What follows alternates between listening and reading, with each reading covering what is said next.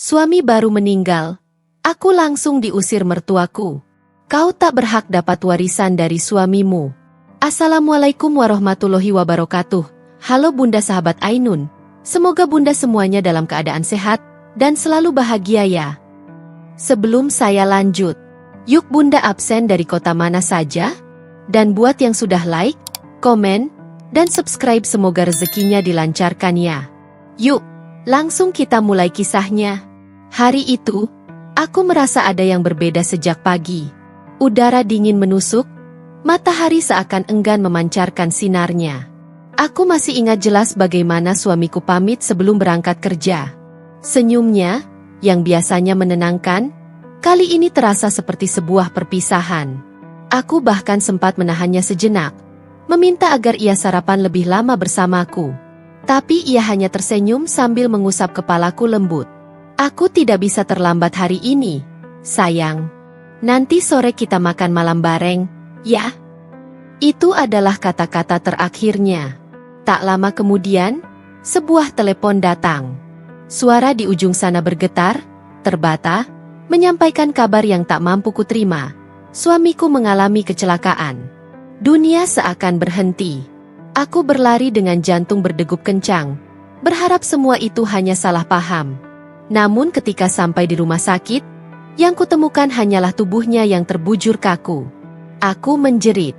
Tangisku pecah. Kaki dan tanganku gemetar. Tubuhku seakan kehilangan daya. Rasanya aku ingin menyusulnya saja. Karena bagaimana bisa aku hidup tanpa dia? Hari-hari berikutnya hanyalah kabut hitam penuh air mata. Rumah yang dulu dipenuhi canda tawa, kini berubah menjadi lautan duka. Tetangga, saudara, dan kerabat berdatangan, memberikan pelukan, ucapan bela sungkawa, serta doa. Namun semua itu hanya lewat begitu saja. Hanya ada satu kenyataan yang tak bisa kupungkiri. Suamiku telah pergi untuk selamanya. Saat prosesi pemakaman berlangsung, aku masih tak bisa berhenti menangis. Aku menggenggam erat kain kafan suamiku sebelum ia diturunkan ke liang lahat. Seolah dengan begitu aku masih bisa menahannya untuk tetap bersamaku.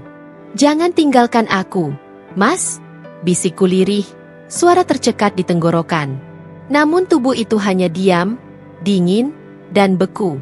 Suasana pemakaman dipenuhi suara doa dan isak tangis. Namun di sela-sela itu, aku menangkap sorot mata dingin dari mertuaku. Tatapan yang penuh penilaian. Seakan-akan aku adalah penyebab semua kesialan ini. Saat aku menunduk di samping pusara, aku mendengar lirih bisikan yang menusuk telinga. Sekarang lihat, apa jadinya kalau anakku terlalu sibuk mengurusmu? Dia sudah tidak ada, dan kamu tinggal sendirian. Harta peninggalannya bukan milikmu. Hatiku seperti disayat pisau. Kata-kata itu datang dari mulut ibu mertuaku sendiri. Sosok yang seharusnya menjadi pengganti orang tuaku. Aku tak sanggup membalas. Air mataku semakin deras, bukan hanya karena kehilangan, tapi juga karena luka yang ditorehkan oleh keluarga yang seharusnya menopangku di saat seperti ini. Hari semakin larut. Para pelayat mulai pulang, meninggalkan aku yang masih duduk di ruang tamu dengan tubuh lemas. Rumah terasa asing. Setiap sudut menyimpan kenangan tentang suamiku. Tawa yang dulu mengisi ruangan ini, suara langkah kakinya, bahkan aroma kopi yang selalu ia buat di pagi hari. Kini semuanya tinggal bayangan. Aku masuk ke kamar. Foto pernikahan kami masih tergantung di dinding. Aku meraih bingkai itu dan memeluknya erat. Air mataku kembali tumpah. Mas, aku tidak siap. Aku benar-benar tidak siap. Bayangan tentang masa depan yang pernah kami rencanakan datang silih berganti. Kami ingin memiliki anak, ingin membangun rumah kecil di pinggiran kota, ingin menua bersama. Semua itu kini lenyap, hancur bersama kepergiannya. Malam itu aku tidak bisa tidur. Setiap kali menutup mata, yang kulihat hanyalah wajah suamiku, senyum terakhirnya, dan detik-detik saat aku menyentuh tubuhnya yang dingin di rumah sakit. Namun di sela kesedihan itu, ada rasa takut yang semakin kuat. Aku tahu, dengan kepergian suamiku, aku telah kehilangan pelindungku. Aku teringat bagaimana selama ini mertuaku selalu menunjukkan rasa tak suka padaku.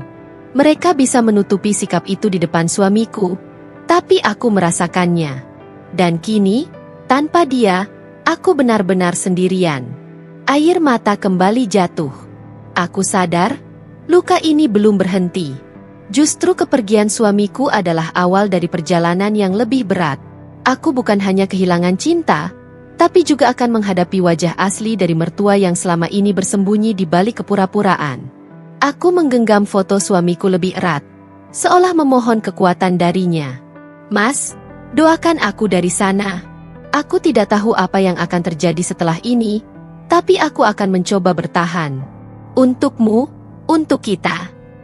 Dan di dalam hati kecilku, aku berjanji pada diri sendiri, aku tidak akan selamanya terpuruk. Hari-hari setelah pemakaman suamiku terasa seperti neraka yang nyata. Belum genap 7 hari ia meninggalkan dunia ini, luka di hatiku masih basah. Tetapi kenyataan pahit lain sudah menamparku. Aku terbangun di pagi hari dengan mata sembab dan tubuh lemas. Aku masih tidur di kamar yang dulu kutempati bersama suamiku. Bau bajunya masih tertinggal di lemari, dan aku sengaja tidak merapikan lipatan kemeja kerjanya karena aku takut aroma itu akan hilang. Aku merasa hanya itu yang tersisa darinya. Namun suara ketukan keras di pintu membuyarkan lamunanku. Pintu kamar terbuka kasar, dan berdirilah ibu mertuaku di sana dengan wajah kaku. Tangannya bersedekap di dada, sorot matanya tajam menembusku. "Kamu masih di sini?" katanya dingin. Aku bingung, tidak mengerti maksudnya. "MMA, aku?" Suaraku tercekat. "Kamu dengar baik-baik," ucapnya. Suaranya lantang hingga membuat tubuhku gemetar. "Mulai hari ini, kamu tidak punya hak lagi tinggal di rumah ini. Kamu bukan siapa-siapa lagi tanpa anakku. Jangan berharap sedikit pun dari harta peninggalannya." Kata-kata itu menghantamku seperti palu besar. Aku hanya bisa menatapnya dengan mata berkaca-kaca. "Tapi, aku istrinya. Aku masih keluarga," ucapku dengan suara bergetar, hampir tak terdengar. "Cukup," potongnya tajam. "Kalau saja tidak ada orang yang melayat waktu itu, aku sudah mengusirmu sejak hari pertama anakku dikubur. Kamu pikir aku akan membiarkan perempuan asing tinggal di rumah anakku? Tidak. Semua ini milik keluargaku. Kamu tidak berhak atas apapun." Hatiku hancur berkeping-keping. Aku ingin membela diri, ingin menjelaskan bahwa aku menikah dengan suamiku secara sah, bahwa aku juga berhak atas rumah ini, atas warisannya. Tapi di depan mata mertuaku, aku hanyalah beban. Tak lama kemudian, kakak iparku muncul, membawa tas kosong. Tanpa banyak bicara, ia mulai membuka lemari dan mengeluarkan pakaianku. Aku berlari dan mencoba menghentikannya. "Jangan! Tolong, jangan begitu!" Namun kakak iparku hanya mendorongku kasar. "Bawa ini. Ambil pakaianmu, lalu keluar. Kami tidak mau melihat wajahmu lagi di sini." Air mataku tumpah deras. Dengan tangan gemetar, aku hanya bisa memasukkan beberapa helai baju ke dalam tas lusuh itu. Suasana kamar yang dulu penuh kenangan kini berubah menjadi ruang pengusiran yang dingin. Aku melangkah ke ruang tamu dengan tas kecil di tanganku. Mertuaku berdiri dengan wajah angkuh, tangan bertolak pinggang. "Pergi sekarang juga.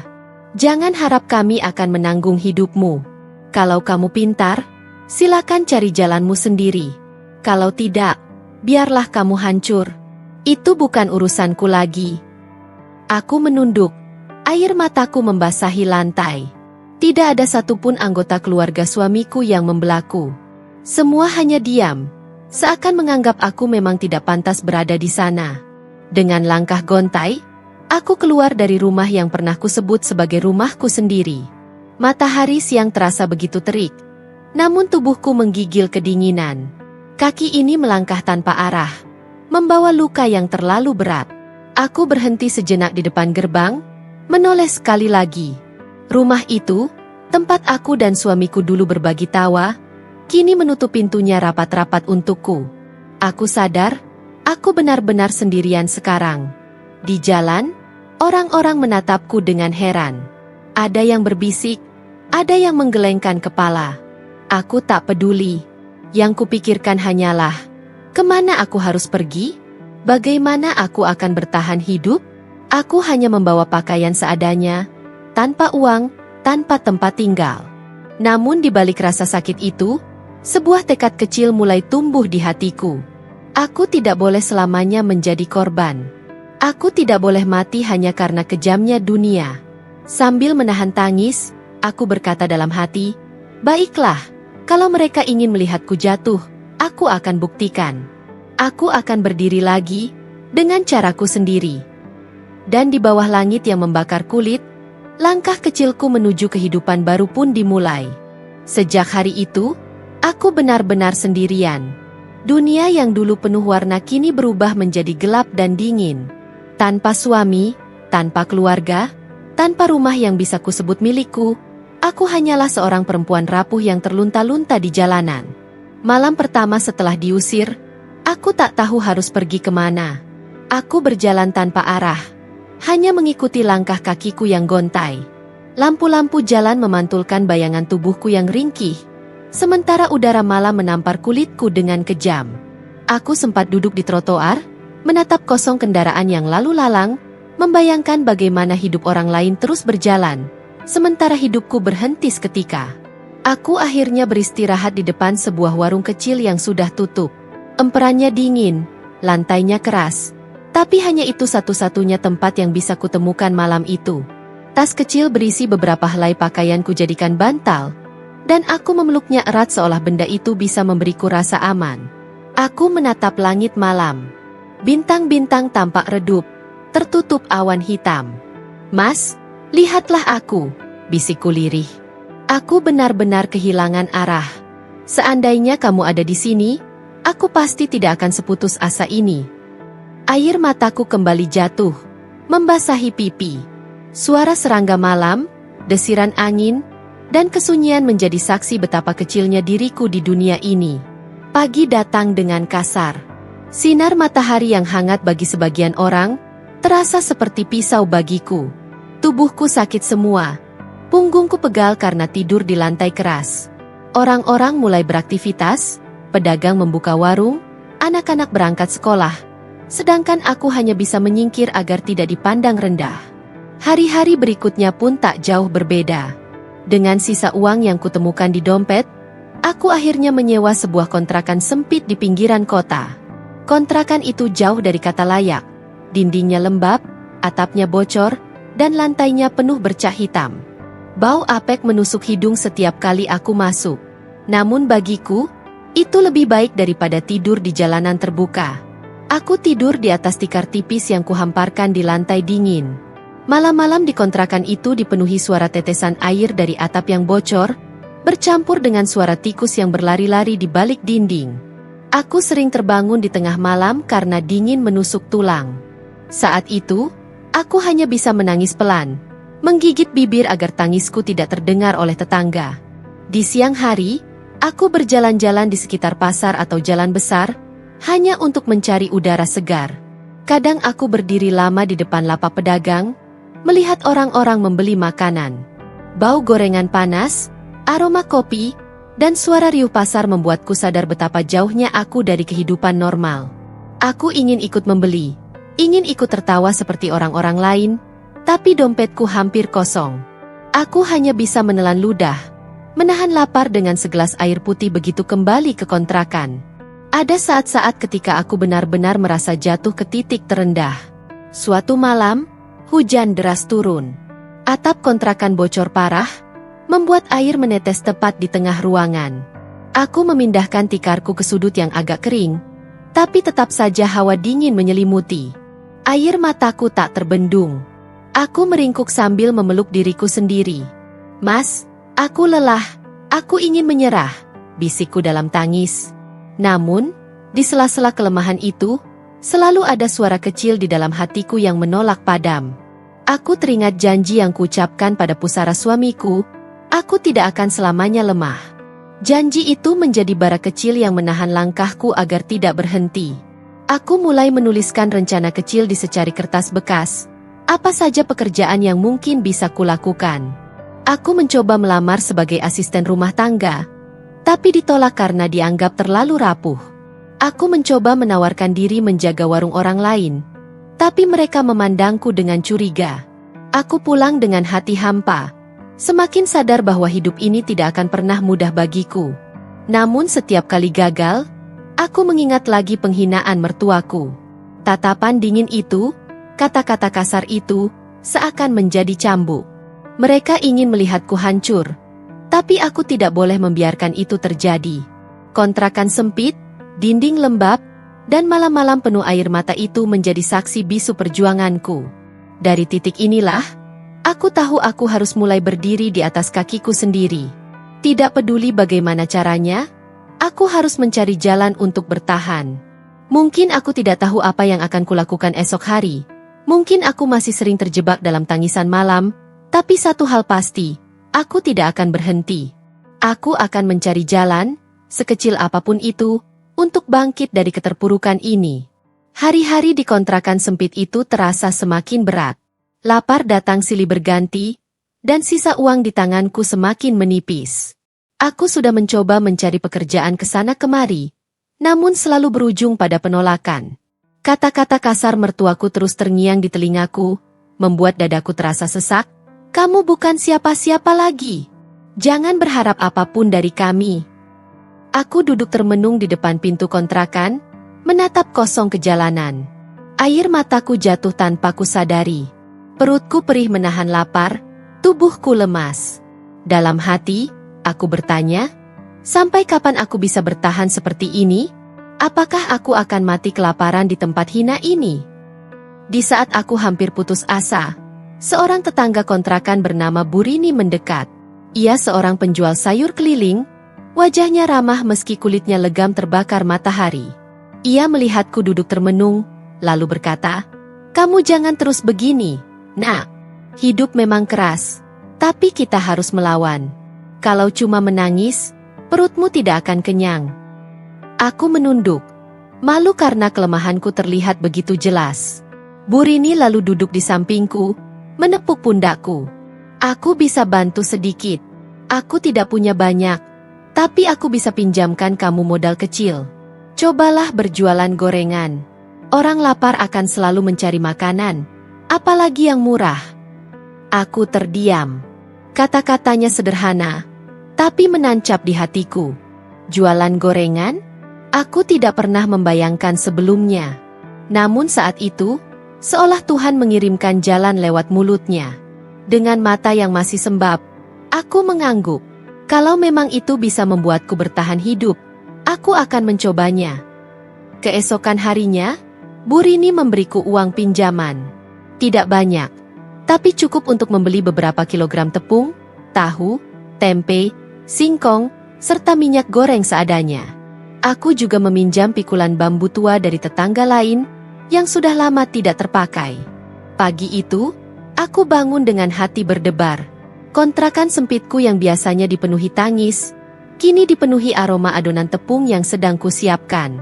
Tangan ini masih gemetar saat mencampur bumbu, karena belum terbiasa. Tapi ada api kecil di dadaku yang memaksa untuk terus mencoba. Saat wajan berisi minyak panas mulai mengeluarkan suara, ces, ketika potongan tempe pertama kali kucelupkan, air mataku tiba-tiba menetes. Bukan karena sedih, tapi karena untuk pertama kalinya sejak kehilangan suami, aku merasa sedang berbuat sesuatu untuk diriku sendiri. Tumpukan gorengan sederhana, tempe, tahu, bakwan, dan pisang, kutata di wadah besar. Aku menggantungkan pikulan di bahu, tubuhku agak goyah karena belum terbiasa membawa beban. Matahari mulai meninggi, sinarnya menyengat kulitku. Keringat bercucuran, tapi aku terus berjalan. Aku melangkah menyusuri jalan kampung, lalu ke pasar kecil, sambil berteriak, "Gorengan, gorengan panas! Tahu, tempe, pisang goreng, bakwan, masih hangat." Suaraku awalnya lirih karena malu, tapi ketika kulihat beberapa orang menoleh, aku memberanikan diri mengulanginya lebih lantang. Rasa malu yang tadinya membelenggu perlahan memudar. Lapar yang sudah berkali-kali kualami mengajarkanku bahwa harga diri bukanlah alasan untuk menyerah. Orang boleh menatapku dengan sinis, tapi aku harus melawan rasa itu dengan keyakinan. Aku tidak boleh kalah. Awalnya, hanya sedikit orang yang membeli. Ada ibu-ibu yang membeli 2 potong bakwan, ada anak kecil yang meminta pisang goreng dengan uang receh di tangannya. Senyum kecil merekah di wajahku setiap kali gorenganku berpindah tangan. Rasanya seperti ada cahaya kecil yang menyelinap masuk ke hatiku yang gelap. Siang itu, daganganku tidak habis. Masih ada setengah pikulan yang kubawa pulang. Tapi aku tidak kecewa. Aku justru merasa lega. Karena setidaknya ada yang menghargai hasil kerjaku. Dari keuntungan kecil itu, aku bisa membeli beras untuk makan malam. Malam itu aku menanak nasi, meski hanya dengan lauk seadanya, tapi rasanya jauh lebih nikmat dari makanan manapun. Karena aku memakannya dengan hasil keringatku sendiri. Aku menatap langit-langit kontrakan yang masih bocor dan lembab, sambil berkata dalam hati, "Mas, aku berhasil hari ini. Mungkin kamu tidak bisa melihatku secara langsung, tapi aku tahu kamu pasti bangga. Aku akan terus berjuang, Mas, demi kita." Sejak hari itu, aku tidak lagi hanya menangis dalam kesendirian. Aku mulai berjalan dengan pikulan, menantang panas matahari dan tatapan orang-orang. Aku mulai menemukan arah baru dalam hidupku, meski langkahku masih tertatih. Dan gorengan pertama itulah yang menjadi saksi dari titik balik kehidupanku. Suara tawa itu masih terngiang di telingaku. Tawa yang penuh dengan penghinaan, tawa yang menancapkan luka lebih dalam daripada pisau sekalipun. Saat mertuaku melihatku sedang menjajakan gorengan di pinggir jalan, ia tidak hanya meledekku, tetapi juga memanggil orang-orang di sekitarnya untuk menyaksikan. "Lihatlah, ini dia menantu yang dulu merasa berkelas. Sekarang hanya bisa menjual gorengan busuk di jalanan. Memalukan keluarga." Suaranya nyaring, membuat beberapa orang menoleh. Aku hanya diam, menundukkan kepala. Tidak ada kata yang mampu keluar dari mulutku. Saat itu, aku ingin sekali membalas. Ingin sekali berteriak bahwa akulah yang dulu merawat anaknya saat sakit, menemaninya berjuang, bahkan ikut membantu membangun sebagian usaha keluarga mereka. Tetapi apa gunanya? Di mata mertuaku, aku hanyalah beban yang sudah tidak berguna sejak suamiku tiada. Orang-orang yang lewat hanya bisa menatap dengan pandangan kasihan. Beberapa ada yang tersenyum sinis. Sungguh, saat itu aku ingin sekali menghilang dari dunia. Namun, tanganku yang sedang memegang wadah gorengan bergetar keras. Aku genggam erat-erat. Seakan gorengan itu adalah sisa-sisa harga diriku yang masih kupertahankan. "Bu, ini seribuannya?" Suara seorang anak kecil tiba-tiba terdengar, membuat suasana sedikit cair. Aku tersenyum samar, menahan air mata, lalu menyerahkan sebungkus gorengan kepadanya. "Terima kasih, Nak." Tawa mertuaku semakin keras. "Kau lihat sendiri? Hanya anak kecil yang mau membeli darimu. Siapa yang mau makan gorengan dari tangan perempuan gagal sepertimu?" Katanya, sebelum akhirnya pergi dengan langkah penuh kesombongan. Aku terduduk setelah ia menghilang dari pandangan. Kaki ini rasanya lemas, tapi aku tahu aku tidak boleh berhenti. Aku harus tetap berdiri, harus tetap berjuang. Karena kalau aku menyerah, maka semua hinaan itu akan menjadi kenyataan abadi yang tak akan pernah bisa kuhapus. Hari-hari berikutnya pun penuh ujian. Ada orang-orang yang sengaja menawar gorengan dengan harga tak masuk akal, bahkan ada yang pura-pura makan lalu tidak mau membayar. Pernah suatu sore, seorang ibu menatapku lama lalu berkata lirih, "Kau dulu istri orang kaya, kan? Kok bisa jatuh begini? Apa jangan-jangan memang salahmu?" Aku hanya tersenyum hambar. Kadang, diam adalah satu-satunya cara untuk menahan luka yang terlalu dalam. Namun, di balik semua cacian dan hinaan, ada juga orang-orang baik yang memberiku kekuatan. Seorang ibu warung di dekat tempatku biasa mangkal sering memberiku air minum gratis. "Kamu jangan minder, Nak. Semua orang berhak berjuang. Jangan dengarkan mulut orang," katanya sambil menepuk bahuku. Kata-kata itu sederhana, tapi bagai pelita di kegelapan. Di malam hari, saat aku pulang ke kontrakan, aku sering menangis diam-diam. Aku membayangkan wajah suamiku, bertanya-tanya apakah ia akan tega melihatku seperti ini. Tapi kemudian aku menghapus air mata itu sendiri. "Tidak, aku tidak boleh rapuh," bisikku. Cacian dan hinaan mertuaku justru mulai berubah menjadi bahan bakar semangat. Aku bersumpah dalam hati, suatu hari nanti, aku tidak hanya akan membuktikan bahwa aku bisa bertahan, tetapi juga akan berdiri jauh lebih tinggi dari mereka yang menertawakanku. Dan sumpah itu akan menjadi kompas yang menuntunku pada jalan panjang perjuangan berikutnya. Hari-hariku perlahan mulai menemukan arah baru. Setiap pagi sebelum subuh, aku sudah bangun untuk menyiapkan bahan dagangan. Mengupas singkong, memotong tempe, meracik bumbu, dan menggiling cabai untuk sambal cocolan sederhana. Meski tanganku perih karena minyak panas yang sering meletup, aku tak pernah berhenti. Ada semangat baru dalam setiap adonan tepung yang kugenggam. Bu, gorengannya enak sekali. Besok saya pesan lebih banyak ya, buat bekal anak-anak sekolah, kata seorang ibu muda sambil tersenyum padaku suatu pagi. Aku tersentak, hatiku hangat. Pujian sederhana itu bagai cahaya yang menerobos kegelapan panjang dalam hidupku. Kabar tentang gorengan buatanku perlahan menyebar. Di warung kopi, orang-orang mulai bercerita bahwa ada penjual gorengan baru dengan rasa istimewa.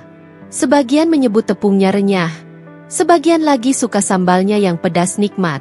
Aku tak pernah menyangka, sesuatu yang dulu kulakukan hanya untuk bertahan hidup kini menjadi alasan orang menungguku datang. Namun perjalanan ini tidaklah mulus. Masih banyak cibiran yang harus kutelan. Ada saja orang yang dengan lantang merendahkanku. Kasihan, dari nyonya besar jadi tukang gorengan. Hidup ini memang roda, kadang di atas, kadang di bawah. Ucap seorang bapak tua di pinggir jalan, sengaja berkata keras agar ku dengar. Aku hanya tersenyum hambar, meski dalam hati terasa tertusuk. Aku belajar bahwa diam seringkali lebih kuat daripada balasan kata. Biarlah, pikirku, karena yang akan menjawab mereka bukan lidahku, tapi hasil dari kerja keras tanganku. Tabunganku mulai bertambah, meski jumlahnya tak seberapa. Aku menaruh setiap lembar uang ke dalam kaleng bekas biskuit.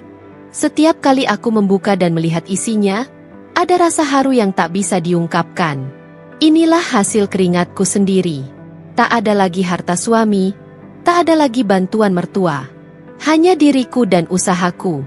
Pada suatu sore, hujan turun deras. Biasanya daganganku cepat habis, tapi hari itu pembeli tak banyak. Gorengan yang masih menumpuk membuat hatiku gelisah. Jika tidak laku, aku bisa merugi. Aku menatap jalan yang mulai becek, ingin menyerah. Tapi tiba-tiba seorang anak kecil mendekat, memandang gorenganku dengan tatapan penuh harap. Aku nggak punya uang, Bu, tapi bolehkah aku coba satu saja?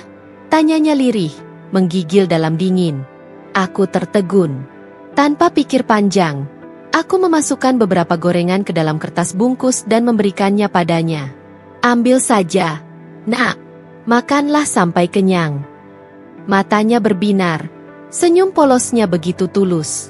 Anak itu berlari sambil memeluk gorengan yang kuberikan, lalu menoleh dan berteriak, "Terima kasih, Bu."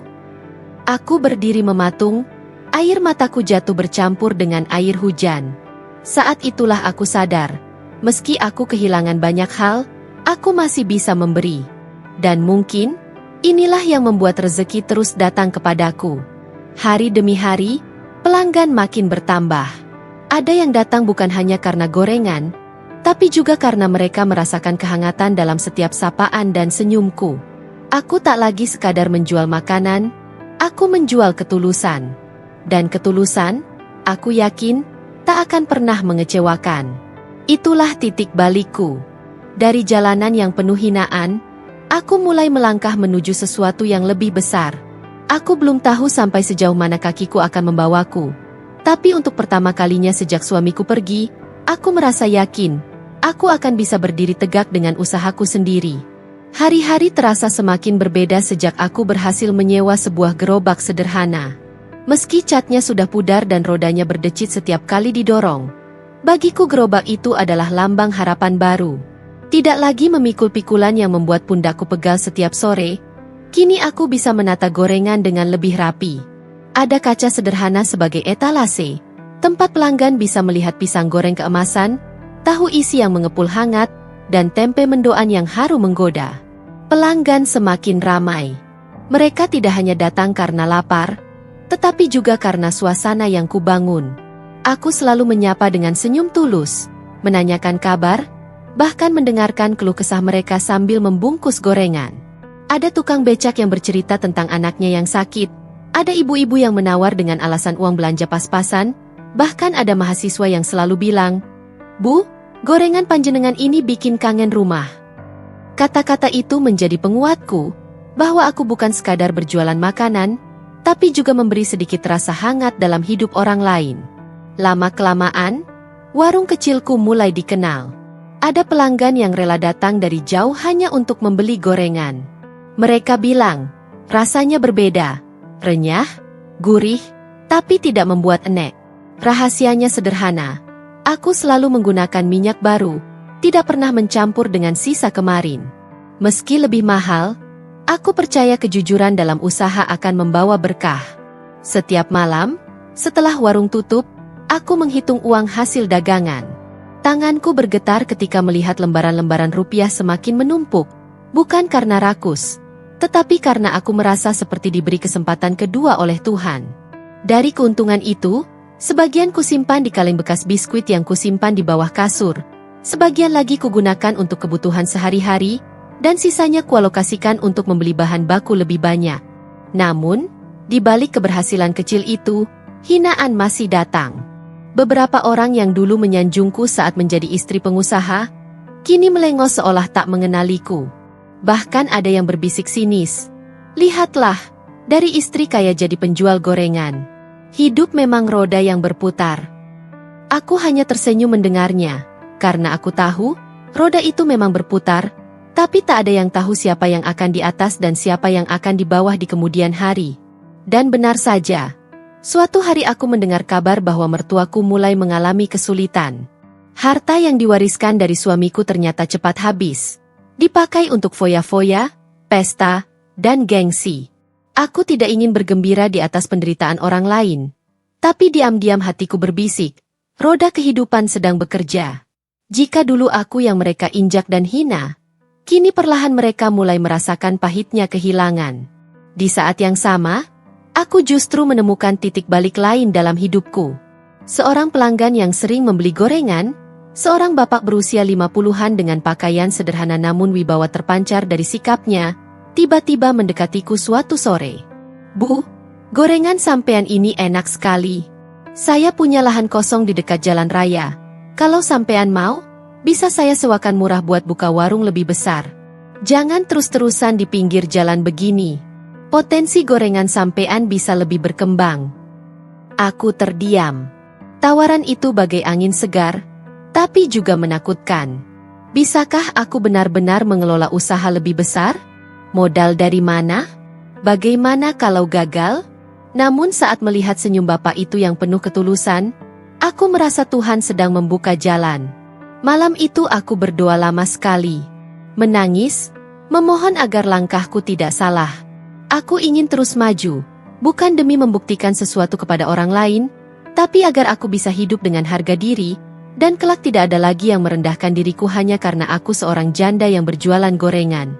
Roda kehidupan terus berputar, dan aku siap menghadapinya. Hari itu adalah hari yang tidak pernah aku bayangkan sebelumnya.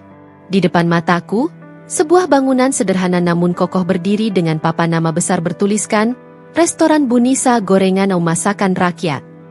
Aku terdiam beberapa saat, menatap huruf demi huruf dengan mata berkaca-kaca. Dahulu, aku hanyalah seorang janda miskin yang diusir, dihina, bahkan diremehkan. Kini, di atas tanah yang aku sewa dengan penuh jerih payah, aku memiliki sebuah restoran. Restoran itu memang tidak mewah. Dindingnya masih sederhana, meja dan kursi sebagian besar hasil membeli barang bekas yang aku poles ulang hingga tampak layak. Tetapi suasananya hidup. Aroma gorengan panas bercampur dengan masakan rumahan seperti sayur lodeh, sambal terasi, hingga ayam goreng bumbu kuning menyambut setiap tamu yang masuk. Senyum para pelanggan menjadi penghias hari-hariku. Setiap pagi, aku selalu datang paling awal. Dengan tangan sendiri, aku memastikan adonan gorengan dibuat segar, sambal diracik dengan rasa yang konsisten, dan setiap bahan makanan bersih serta halal. Rezeki datang dari yang halal dan hati yang tulus. Begitu selalu aku bisikkan pada diriku sendiri. Hari-hari pertama restoran dibuka, aku sempat ragu. Aku takut orang-orang masih memandang rendah, atau tidak mau datang karena tahu masa laluku. Namun ternyata yang datang justru lebih banyak daripada yang kubayangkan. Pelanggan pertama yang duduk di kursi restoran itu adalah seorang bapak tua dengan pakaian lusuh. Ia hanya memesan teh panas dan 2 gorengan. Ketika aku hendak menolak bayaran lebih yang ia sodorkan, ia tersenyum sambil berkata, "Bu, gorengan panjenengan ini rasanya mengingatkan saya pada almarhum istri saya. Jangan pernah berhenti jualannya. Saya doakan rezeki ibu lancar." Ucapan itu menusuk hatiku dalam-dalam. Aku sadar, yang membuat usahaku dicintai bukan hanya rasa gorengan, tapi juga keikhlasan yang aku tuangkan. Dari situlah, kabar tentang restoranku mulai menyebar. Hari demi hari, restoran kecil itu semakin ramai. Para karyawan kantoran datang untuk makan siang. Anak-anak sekolah mampir membeli gorengan. Bahkan, ada beberapa pelanggan yang selalu menyempatkan diri untuk membeli bungkus sebelum pulang kerja. Aku tak lagi berdiri sendirian di balik wajan. Kini aku sudah bisa mempekerjakan 2 orang pegawai. Seorang ibu muda bernama Sari yang membantu di dapur, dan seorang pemuda bernama Riko yang bertugas melayani pembeli. Melihat mereka tersenyum karena bisa mendapat penghasilan dari restoran kecilku, hatiku terasa lega. Bukan hanya aku yang bangkit, tapi aku juga mampu menjadi jalan rezeki orang lain. Malam itu, setelah restoran tutup, aku duduk di kursi paling pojok. Lampu sudah dipadamkan, hanya tersisa cahaya redup yang masuk dari luar. Aku menatap ruangan yang baru saja dipenuhi pelanggan, dan tiba-tiba air mataku mengalir. Bukan air mata kesedihan, melainkan air mata syukur. Aku teringat kembali saat pertama kali mengangkat pikulan, berpanas-panasan di jalan, dicaci, dihina, bahkan ditertawakan oleh mertuaku. Jika aku menyerah waktu itu, aku tidak akan pernah duduk di sini, di restoran milikku sendiri. Aku menutup mata, berdoa dalam hati. Ya Allah, jangan biarkan aku sombong dengan keberhasilan kecil ini. Jadikan aku hamba MU yang selalu bersyukur, dan beri aku kekuatan agar bisa terus melangkah lebih jauh. Aku tahu, perjalanan ini belum selesai. Restoran pertama hanyalah pintu awal. Masih banyak mimpi yang ingin aku wujudkan. Dan aku yakin, roda kehidupan masih terus berputar. Di sebuah rumah mewah yang dulu menjadi simbol kesombongan, kini hanya tersisa dinding kusam dan cat yang mulai mengelupas. Dulu setiap malam terdengar suara musik keras dari pesta yang digelar mertuaku, Ibu Ratna, lengkap dengan tamu undangan bergaun indah dan meja panjang penuh makanan mahal.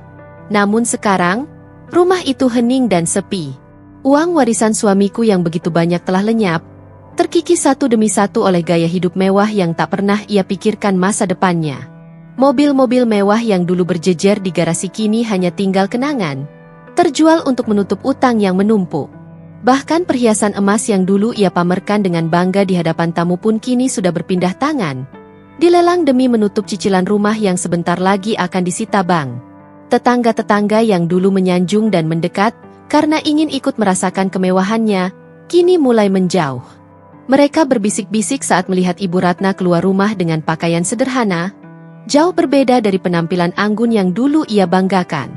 Lihat, dulu sombong sekali, sekarang jatuh miskin, begitu suara-suara lirih yang terdengar di jalanan sekitar. Mertuaku tak lagi punya daya untuk menjaga gengsi. Anak-anaknya yang dulu ikut menikmati harta peninggalan suamiku kini mulai menjauh juga. Mereka yang terbiasa hidup enak, mendadak merasa terbebani harus menanggung hidup sendiri. Perlahan, satu persatu meninggalkan rumah itu, meninggalkan ibunya yang dulu menjadi sumber keangkuhan mereka. Di malam yang sepi, Ibu Ratna duduk sendiri di ruang tamu yang sudah kosong. Sofa mahal yang dulu ada di sana sudah lama dijual.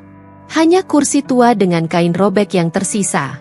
Tangannya meremas foto almarhum suamiku yang masih tergantung di dinding, sambil menangis lirih. Kenapa semua ini terjadi padaku? Kenapa? Keluhnya berulang kali, seperti tak pernah mau menyadari bahwa kehancuran itu datang dari kesalahannya sendiri. Hari demi hari, penderitaannya semakin menjadi. Ketika ia mulai benar-benar tak punya apa-apa, sahabat-sahabatnya yang dulu hadir di setiap pestanya pun menghilang. Telepon genggamnya tak lagi berdering. Pesan undangan arisan atau pesta tak pernah datang lagi. Semua menjauh, seakan ia hanyalah orang asing yang tak berguna. Puncak kehancuran itu terjadi ketika rumah mewah peninggalan suamiku resmi disita bank. Petugas datang, memasang segel di pagar depan, sementara Ibu Ratna hanya bisa berteriak histeris. Ia mencoba melawan, menangis, meratap, tapi semua tak berguna. Ia harus pergi, meninggalkan rumah yang dulu ia banggakan sebagai simbol kehormatannya. Dengan pakaian sederhana dan koper kecil, ia akhirnya berjalan gontai keluar dari gerbang rumah itu. Rambutnya kusut, wajahnya pucat, langkahnya berat. Ia yang dulu berdiri tegak penuh wibawa kini tampak seperti bayangan rapuh yang tersapu angin kehidupan. Tak ada lagi pesta, tak ada lagi tawa kemenangan. Yang tersisa hanyalah sepi, penyesalan, dan air mata. Dan takdir sudah menyiapkan panggung berikutnya. Karena roda kehidupan yang berputar itu akan segera mempertemukannya kembali denganku, menantunya yang dulu pernah ia hina dan usir tanpa belas kasih. Suatu sore yang gerimis, restoran kecilku dipenuhi aroma gorengan panas dan masakan rumahan yang membuat banyak pelanggan betah berlama-lama. Aku berdiri di balik meja kasir, sibuk mengatur pesanan yang masuk satu persatu. Di luar, lampu jalan mulai menyala, memantulkan cahaya kekuningan ke aspal yang basah. Tiba-tiba, mataku menangkap sosok yang membuat nafasku tercekat. Di salah satu sudut ruangan, dekat jendela yang berembun, duduklah seorang wanita renta dengan tubuh kurus dan wajah yang jauh berbeda dari bayangan masa lalu. Bajunya lusuh, warnanya sudah pudar dan robek di beberapa bagian. Rambutnya yang dulu selalu ditata rapi kini kusut, acak-acakan, seolah tak pernah tersentuh sisir. Itu, ibuku mertua. Wanita yang dulu dengan pongah mengusirku dari rumah suamiku, dengan hinaan yang menusuk hati. Wanita yang berkata aku tidak pantas menerima warisan, yang menganggapku sampah, dan menutup pintu rumah besar mereka di hadapanku. Kini, ia duduk di kursi kayu restoranku, menundukkan kepala, menahan lapar. Tanganku gemetar ketika mengambil buku catatan pesanan. Aku hampir tak percaya apa yang kulihat. Aku ingin berpura-pura tidak mengenalinya. Ingin berjalan melewatinya begitu saja, tapi hatiku menolak. Pelayan menghampirinya, menanyakan pesanannya. Dengan suara parau dan hampir tak terdengar, ia berkata, "Apakah aku bisa mendapat sepiring nasi, dengan lauk apa saja? Aku tidak punya uang untuk membayar. Kalau bisa, aku akan mencuci piring sebagai gantinya." Kata-kata itu seperti petir menyambar dalam hening. Restoranku mendadak terasa sesak. Orang-orang di meja sekitar menoleh. Sebagian berbisik, mungkin kasihan, mungkin juga heran. Aku menarik napas panjang, mencoba menenangkan gejolak di dadaku. Antara sakit hati masa lalu dan iba yang tiba-tiba muncul, hatiku berperang hebat. Sejenak aku teringat malam itu. Malam ketika aku diusir tanpa belas kasihan, masih menangisi kepergian suamiku, tanpa tempat kembali. Suara bentakan mertuaku masih membekas jelas, "Pergi kau dari rumah ini. Kau tidak pantas menikmati harta anakku." Dan kini, wanita yang sama, duduk memohon sebutir nasi dariku. Aku mendekat perlahan. Kursi di depannya kosong, dan aku tarik untuk duduk. Ia menoleh dengan terkejut, matanya membesar, bibirnya bergetar. Kau? Astagfirullah, ini restoranmu?" Suaranya serak, bercampur antara malu dan tak percaya. Aku menatapnya tanpa berkata. Aku ingin marah, ingin melontarkan kata-kata yang setimpal dengan apa yang pernah ia lakukan padaku. Tapi, ketika kulihat kerutan di wajahnya, tubuhnya yang ringkih, serta tatapan matanya yang penuh putus asa, lidahku keluh. Beberapa detik terasa seperti berjam-jam. Akhirnya aku berkata pelan, "Ya, ini restoran milikku." Ia menunduk, tangannya menggenggam ujung meja, tubuhnya bergetar. Air matanya menetes, jatuh ke permukaan meja kayu yang mulai menghitam. Aku lapar, tapi aku tidak punya apa-apa lagi. "Tolong, hanya sedikit nasi, Nak." Suaranya pecah, seperti seorang anak kecil yang merintih. Aku memejamkan mata. Sebagian diriku berteriak agar aku membiarkannya merasakan pahitnya hidup, seperti aku dulu merasakan. Tapi ada sisi lain dalam diriku yang berkata, inilah saat di mana aku bisa memilih. Mau menjadi sekejam yang ia pernah lakukan, atau menunjukkan bahwa aku berbeda. Aku berdiri, lalu memanggil salah satu karyawanku. Buatkan dia sepiring nasi lengkap. Ayam goreng, sayur, tempe, sambal. Jangan lupa segelas teh hangat. Suaraku terdengar tegas, tapi hatiku masih bergetar. Ibuku mertua menoleh, wajahnya penuh keheranan. Kau masih mau memberiku makan setelah semua yang kulakukan padamu? Aku menatapnya dalam-dalam, kali ini tanpa menunduk. Aku tidak memberi makan karena lupa dengan apa yang pernah kau lakukan. Aku masih ingat jelas. Tapi aku tidak ingin menjadi sepertimu. Kalimat itu membuatnya terisak. Ia menutupi wajahnya dengan kedua tangan, bahunya bergetar hebat. Sementara itu, pelanggan lain yang menyaksikan adegan itu terdiam, beberapa bahkan terlihat ikut berkaca-kaca. Saat makanan tiba, aku mendorong piring ke arahnya. Makanlah. Ia menatapku dengan air mata yang terus mengalir. Tangannya gemetar saat meraih sendok. Setiap suapan nasi yang masuk ke mulutnya terasa seperti mengiris perasaanku sendiri. Antara dendam yang belum hilang dan iba yang tak bisa kubendung. Di tengah isak tangisnya, ia berbisik lirih, hampir tak terdengar. Maafkan aku. Hatiku semakin berat. Kata-kata itu kudengar, tapi aku belum siap menjawabnya. Bagiku, luka itu masih terlalu dalam. Namun satu hal yang aku sadari, roda kehidupan memang berputar. Hari ini, aku yang dulu dihina, kini duduk di kursi yang berbeda. Dan pertemuan itu, sungguh, menggetarkan jiwa. Aku terdiam cukup lama di depan meja tempat mertuaku duduk. Wajahnya yang dulu selalu menatapku dengan penuh kebencian kini begitu berbeda. Keriput, letih, dan penuh rasa lapar yang ditahan. Matanya menunduk, seolah malu dengan keadaannya. Namun dalam hatiku, luka lama seakan terbuka kembali. Aku masih bisa mengingat dengan jelas saat-saat aku diperlakukan layaknya sampah di rumah besar itu. Saat suamiku baru saja dikuburkan, mereka tidak memberiku waktu untuk berduka. Aku diusir dengan hinaan, seakan aku tak punya harga diri. Kata-kata mereka masih terngiang jelas di kepalaku, kau tidak pantas menerima apapun dari keluarga ini. Keluar dari rumah kami.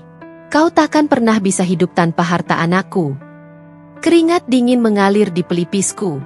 Tanganku gemetar saat aku memegang nampan berisi teh panas. Aku berdiri mematung, seperti perempuan yang terseret kembali ke masa lalu. Jantungku berdegup kencang. Sebagian diriku ingin langsung menolak, ingin membalas dengan kata-kata kejam seperti yang pernah kulalui dulu. Namun ada sisi lain dari diriku yang berbisik pelan. Sisi yang lahir dari perjuangan, dari sakit yang kujadikan bahan bakar, dari tangis yang kualirkan di jalanan saat berjualan gorengan. Sisi itu menahan langkahku dan membuatku bertanya, apakah aku harus jadi sekejam mereka dulu? Mertua itu menatapku dengan mata berkaca-kaca. Ia mencoba tersenyum, tapi wajahnya penuh rasa malu. Suaranya serak ketika berkata lirih, maafkan aku hanya lapar. Aku tidak punya apa-apa lagi. Bolehkah aku setidaknya minum segelas air? Kata-kata itu seperti pisau yang menusuk batinku. Aku ingin berteriak, di mana belas kasihanmu dulu, ketika aku memohon untuk tidak diusir? Aku ingin bertanya, apa kau ingat wajahku yang penuh air mata saat kau menutup pintu di hadapanku? Tapi mulutku keluh. Aku hanya berdiri menatapnya, dan dalam hatiku muncul pertarungan yang begitu besar. Luka lama tersayat lagi, membuka semua kenangan pahit. Namun di saat bersamaan, aku menyadari bahwa hidup telah membawaku pada titik yang berbeda. Aku bukan lagi perempuan yang terpuruk dan terinjak. Aku kini berdiri di sini, sebagai pemilik restoran, sebagai seseorang yang bangkit dari kehancuran. Dan justru itulah yang membuat perasaanku semakin kacau. Apakah aku harus menggunakan kesempatan ini untuk membalas? Ataukah aku harus menunjukkan bahwa aku jauh lebih kuat daripada dendam itu sendiri? Aku menunduk, menutup mata, berusaha menenangkan gejolak di dalam dada. Nafasku berat, langkahku gontai, tapi perlahan aku mendekatkan nampan itu ke meja. Saat kuletakkan gelas teh panas di hadapannya, tanganku masih bergetar. "Minumlah," ucapku dengan suara yang nyaris berbisik. Mertuaku menatapku kaget, seolah tak percaya. Air matanya jatuh, menetes ke meja kayu. Namun hatiku belum juga tenang. Luka itu tetap terasa, menusuk, mengingatkan aku betapa dalamnya penderitaan yang ia tinggalkan padaku. Aku pun sadar, pertemuan ini hanyalah awal dari sesuatu yang lebih besar. Luka lama belum sembuh, dan mungkin inilah saatnya aku memutuskan, apakah aku akan merawat luka itu dengan dendam, atau menyembuhkannya dengan pilihan yang berbeda. Suasana restoran mendadak hening. Suara sendok garpu yang tadi beradu kini berhenti. Para pelanggan menoleh, sebagian berbisik-bisik, tak menyangka melihat seorang wanita tua yang dulunya dikenal angkuh dan berkuasa kini harus menundukkan kepala. Mertuaku, wanita yang dulu begitu congkak mengusirku dari rumah saat aku baru saja kehilangan suami, kini berdiri di hadapanku dengan tubuh gemetar. Wajahnya merah padam, antara malu, marah, dan hancur harga diri. Namun gengsinya sudah tak ada lagi yang bisa dipertahankan. Setelah beberapa detik yang terasa panjang, ia menunduk dalam-dalam. "Baiklah," suaranya parau, nyaris seperti bisikan. Aku akan bekerja." Aku menarik napas panjang, berusaha menenangkan hatiku yang berkecamuk. Ada bagian dari diriku yang puas melihatnya hancur, merasakan apa yang dulu ia timpakan kepadaku. Tapi ada juga sisi lain yang masih bergetar oleh rasa iba, karena bagaimanapun, ia adalah ibu dari lelaki yang pernah kucintai. Karyawan-karyawan restoran saling pandang. Salah seorang kasir mendekatiku dengan raut cemas. "Bu, apa tidak sebaiknya kita?" Ia tak melanjutkan kalimatnya, mungkin takut salah bicara. Aku hanya mengangguk singkat. Mulai hari ini, beliau akan membantu di dapur. Tugasnya mencuci piring. Perlakukan beliau seperti karyawan lain. Perintahku jelas, tegas, dan tak bisa diganggu-gugat. Sejak hari itu, pemandangan aneh mulai menghiasi restoranku. Seorang wanita tua dengan rambut beruban, kulit yang keriput, dan tangan yang dulu hanya tahu memegang perhiasan mahal kini berdiri di sudut dapur. Tangannya terendam air sabun, mencuci tumpukan piring yang kotor. Bau amis, busa sabun, dan cipratan air yang menempel di bajunya menjadi keseharian yang dulu tak pernah ia bayangkan. Para karyawan awalnya canggung. Sebagian merasa kasihan, sebagian lagi masih terkejut melihat perubahan nasib yang begitu drastis. Namun seiring berjalannya hari, mereka mulai terbiasa. Mereka melihat mertua yang dulu sombong itu kini diam seribu bahasa, bekerja dengan wajah tertunduk, menahan gengsi yang terkoyak. Aku sering mengamati dari jauh. Ada rasa getir setiap kali melihatnya mengucek piring dengan tangan yang kasar. Kadang aku teringat saat-saat dulu ia menghina tanganku yang bau minyak goreng karena berjualan keliling. Katanya aku tidak pantas jadi menantu karena pekerjaanku hina.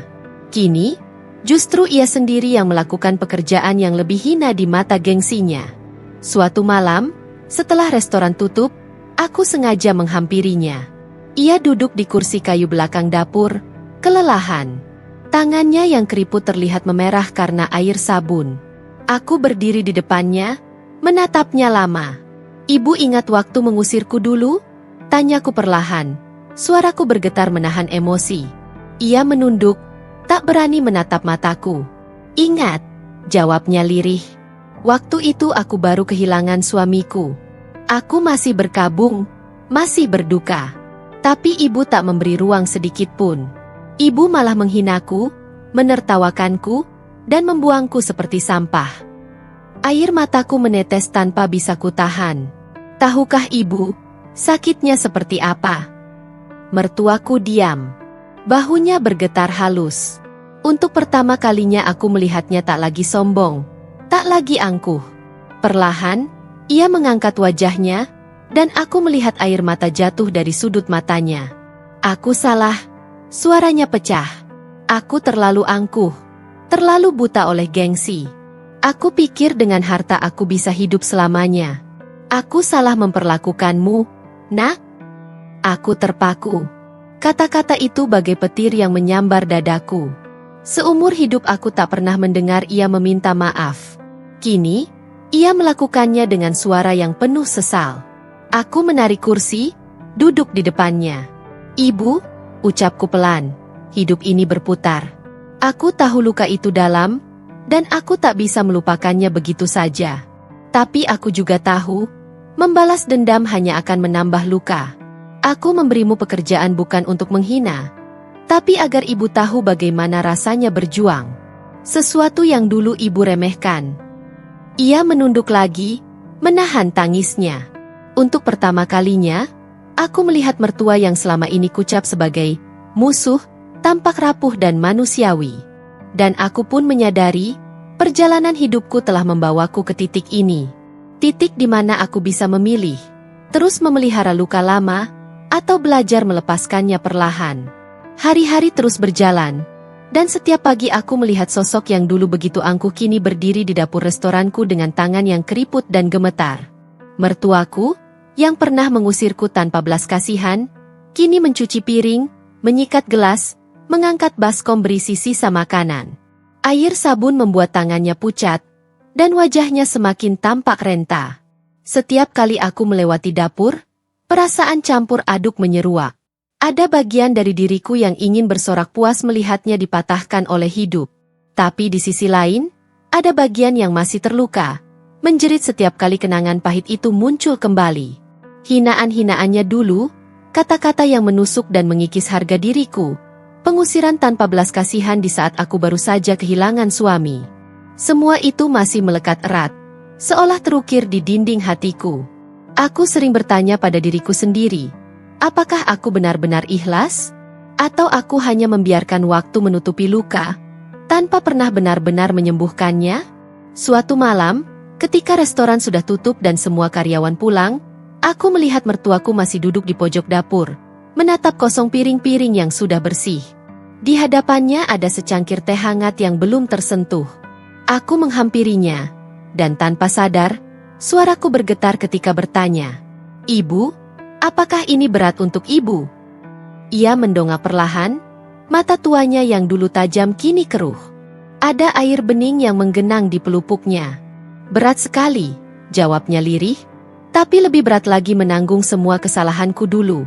Aku menghina, mengusir, bahkan mendoakan keburukanmu, dan kini aku hidup dari belas kasihmu." Aku tercekat. Hatiku perih mendengar itu, tapi juga hangat. Ia melanjutkan, "Aku tidak layak menerima apapun darimu. Tapi kau tetap memberiku makanan, tempat berteduh, bahkan pekerjaan. Kau lebih mulia dari yang pernah kubayangkan. Dan aku, hanya seorang ibu yang penuh dosa." Aku menunduk, menahan air mata yang hampir jatuh. Di dalam diriku, luka itu berdesakan dengan rasa iba. Aku ingin mengatakan bahwa aku sudah memaafkan, tapi lidahku keluh. Karena kenyataannya, setiap kali aku mencoba melupakan, bayangan hinaan dulu kembali mengiris.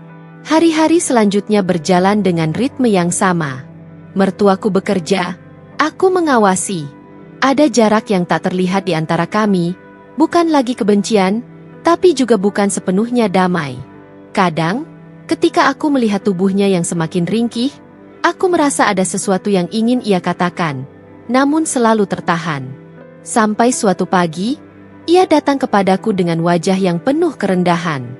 Tangannya bergetar saat ia menyerahkan sebuah sapu tangan lusuh, yang ternyata milik suamiku dulu. Aku simpan ini selama bertahun-tahun. Mungkin ini bisa jadi pengingat, bahwa meski aku salah, aku tetap mencintai anakku. Dan aku tahu, dia pasti lebih bahagia melihatmu tetap berdiri tegar, bukan hancur oleh dendam. Aku menggenggam sapu tangan itu erat. Air mataku akhirnya jatuh, membasahi kain yang usang. Untuk pertama kalinya, aku membiarkan diriku menangis di hadapannya. Namun meski begitu, aku tahu luka ini tidak akan pernah hilang sepenuhnya. Luka karena kehilangan suami, luka karena pengkhianatan keluarga, luka karena rasa tidak dianggap. Semua itu telah membentuk siapa diriku saat ini. Aku menatap mertuaku, lalu berkata dengan suara bergetar, Aku membantumu bukan karena aku sudah lupa, Bu. Aku juga bukan karena ingin membalas dendam. Aku hanya ingin memastikan bahwa aku tidak berubah menjadi seperti apa yang dulu ibu lakukan padaku. Ia menunduk, menangis dalam diam. Malam itu, setelah semuanya tenang, aku berdiri di depan restoran yang lampunya sudah padam. Angin malam menyentuh wajahku, dan aku sadar, dendam memang tidak selalu harus dibalas dengan kehancuran. Kadang, membiarkan mereka hidup dengan penyesalan adalah balasan yang paling sunyi tapi paling menyayat. Aku menutup mata, menghela napas panjang. Luka itu mungkin takkan pernah sembuh. Tapi setidaknya, aku bisa berjalan dengan kepala tegak. Karena aku telah memilih untuk menjadi manusia, bukan monster yang diciptakan oleh sakit hati. Dan di balik senyumanku kepada dunia, ada rahasia yang hanya aku dan Tuhan yang tahu. Bahwa di dasar hatiku, ada luka yang tak hilang. Namun luka itulah yang membuatku kuat.